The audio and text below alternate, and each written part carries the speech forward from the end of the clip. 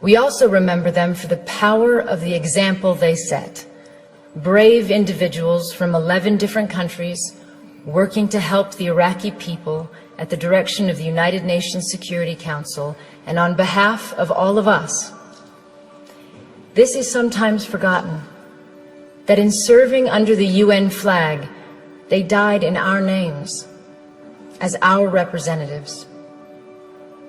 And at their head, Sergio was a man of extraordinary grace and ability, as many who knew him will testify. A man who gave 30 years to the United Nations, rising from a field officer to High Commissioner for Human Rights and Special Representative to Iraq. From Bangladesh to Bosnia to South Sudan to East Timor, he spent the majority of his career in the field, working alongside people forced from their homes by war and assisting them with his skill as a diplomat and a negotiator. Perhaps the greatest testament to his contribution is how much his advice would be valued today. As the Syrian conflict enters its 7th year, as we live through the gravest refugee crisis since the founding of the United Nations, as 20 million people are on the brink of death from starvation in Yemen, Somalia, South Sudan, and Southeast Nigeria, I cannot imagine that there is anyone in the leadership of the United Nations who would not welcome the opportunity to consult Sergio or to send him into the field once more. He is truly missed. It is humbling for me to speak tonight in the presence of members of Sergio's family and his former colleagues. I never knew Sergio, but I have stood before the plaque in the place where he died.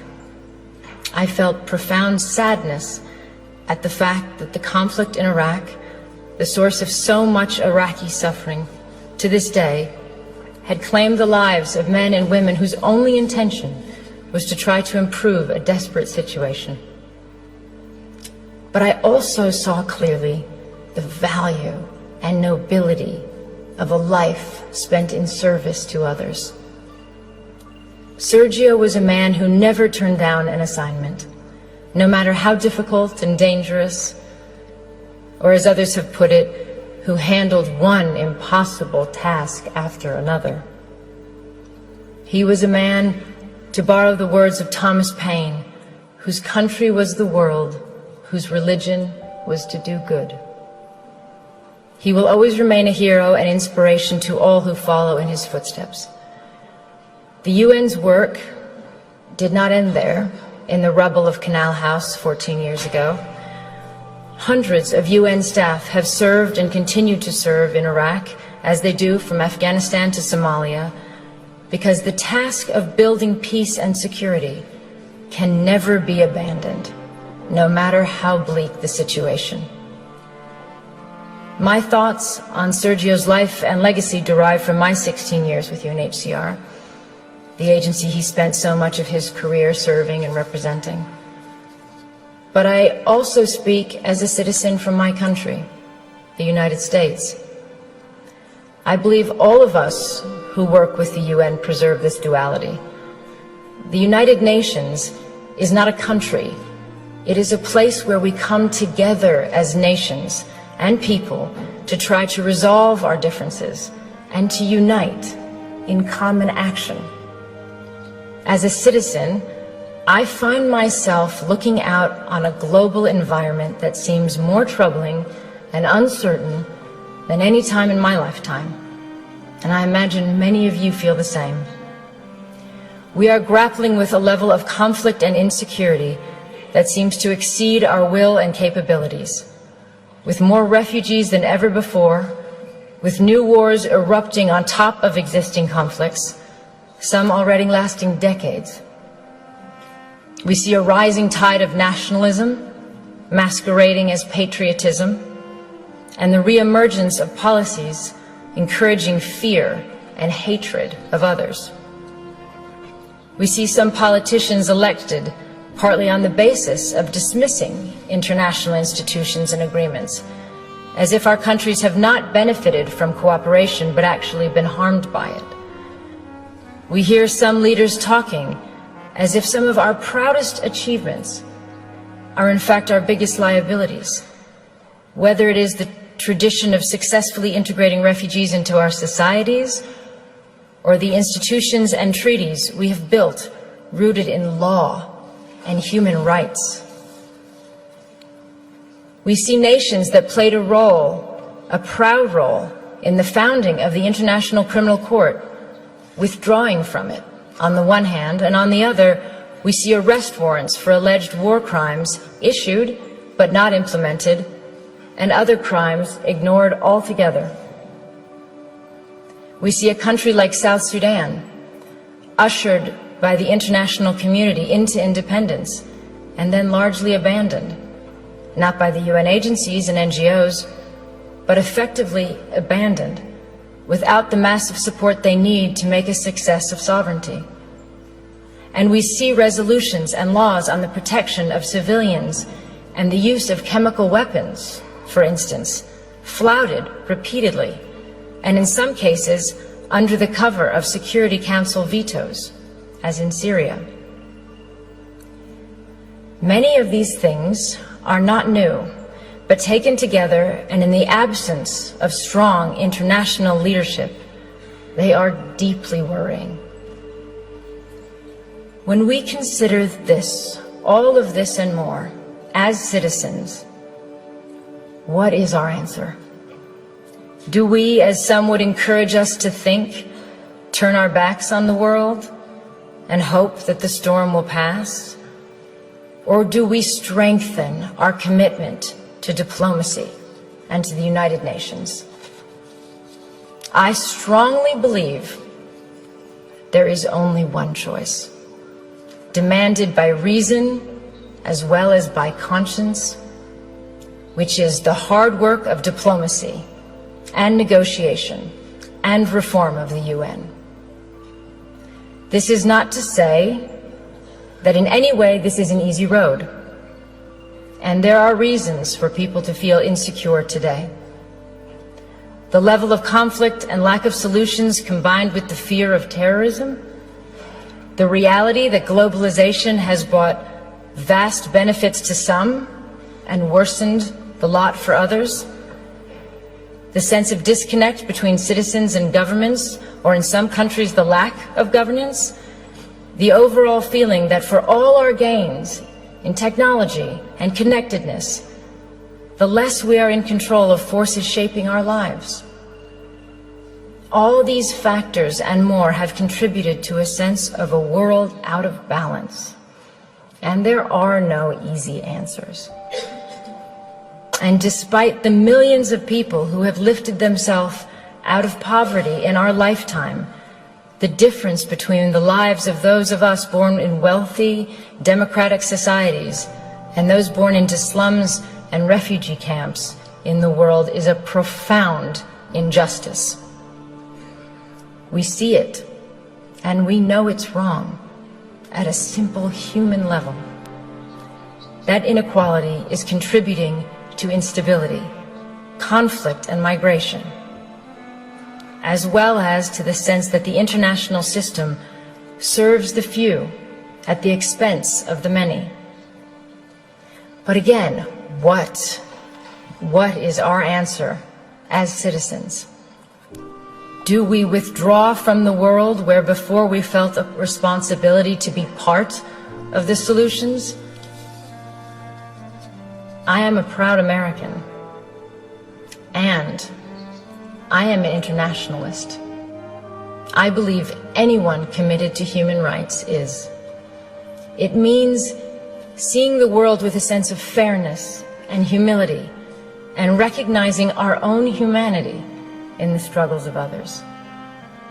It stems from a love of one's country, but not at the expense of others.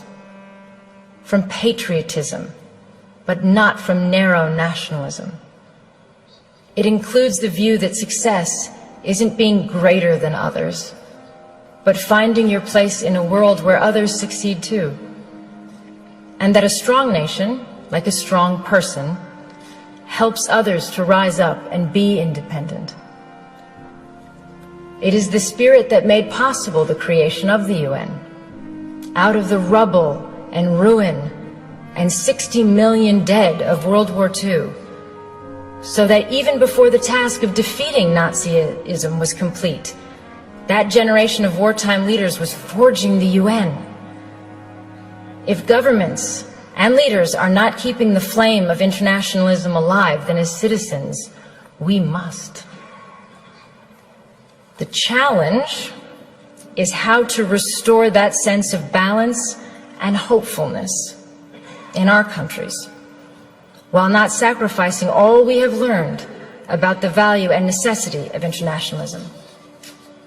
Because a world in which we turn our back on our global responsibilities will be a world that produces greater insecurity, violence, and danger for us and for our children. This is not a clash between idealism and realism. It is the recognition that there is no shortcut to peace and security, no substitute for the long, painstaking effort to end conflicts, expand human rights, and strengthen the rule of law. We have to challenge the idea that the strongest leaders are those willing to dismiss human rights on the grounds of national interests. The strongest leaders are those who are capable of doing both. Having strong values and the will to act upon them doesn't weaken our borders or our militaries. It is their essential foundation. And none of this is to say that the UN is perfect, because of course we know it is not.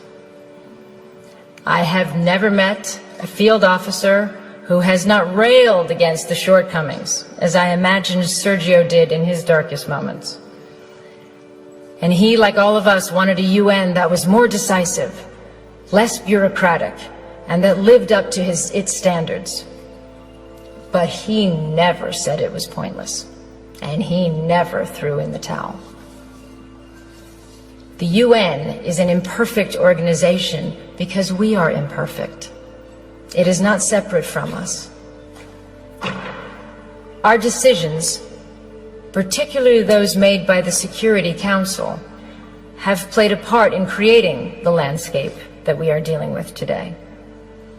We should always remember why the UN was formed and what it is for, and take that responsibility very seriously. We have to recognize the damage we do when we undermine the UN or use it selectively or not at all, or when we rely on aid to do the job of diplomacy, or give the UN impossible tasks and then underfund it. For example, today, there is not a single humanitarian appeal anywhere in the world that is funded even by half of what is required. In fact, worse than that, appeals for countries on the brink of famine today are 17%, 7%, 5% funded, for example. And of course, emergency aid is not the long-term answer. No one prefers that kind of aid, not citizens of donor countries, not governments, not refugees. They do not want to be dependent. It would be far better to be able to invest all of our funds in infrastructure and schools and trade and enterprises. But let's be clear, emergency aid has to continue because many states cannot or will not protect the rights of citizens around the world. It is what we spend in countries where we have no diplomacy, where our diplomacy is not working. And until we do better at preventing and reducing conflict, we are doomed to be in a cycle of having to help feed or shelter people when societies collapse. As another legendary UN leader who was also killed in the line of duty, Dag Hammarskjöld, said, "Everything will be all right." You know when? When people, just people, Stop thinking of the United Nations as a weird Picasso abstraction and see it as a drawing they make themselves. The UN can only change if governments change their policies, and if we, as citizens, ask governments to do that. It is moving if you think about it. We are the future generations envisioned in the UN Charter. When our grandparents resolved to spare future generations the scourge of war, as written, they were thinking of us. But as well as dreaming for our safety, they also left us a responsibility.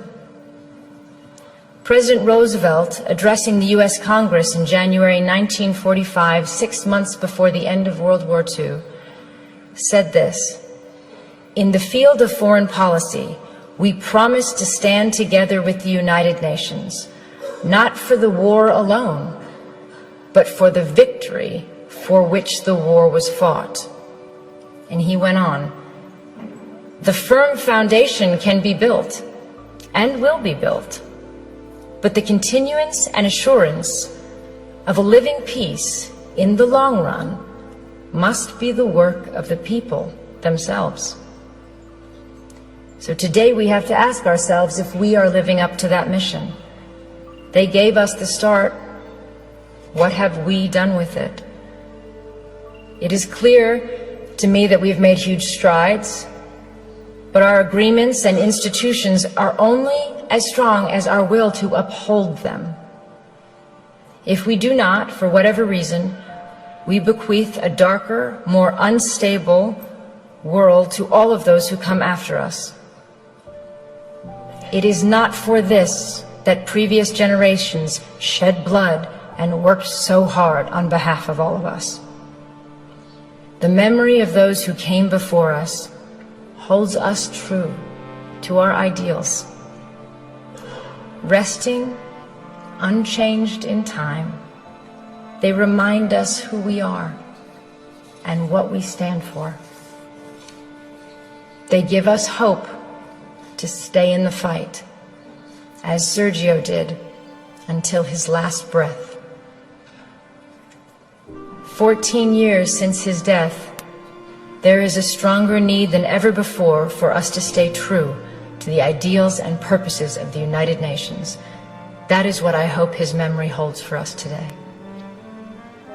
We cannot all be Sergios, but I hope all of us can determine that we shall be a generation that renews its commitment to unite our strength to maintain international peace and security, and to promote social progress and better standards of life and larger freedom. But in the final analysis, if we do not, even if that level of vision eludes us, and we continue to simply manage rather than overcome our generation's challenges, we just have to keep working, determinedly, patiently, and you can be certain that as you do, that you follow the example of one of the UN's finest sons, and that to do even a little of his good, to apply ourselves to the work he left unfinished, in whatever way we can, is a worthy task for all of us. Thank you.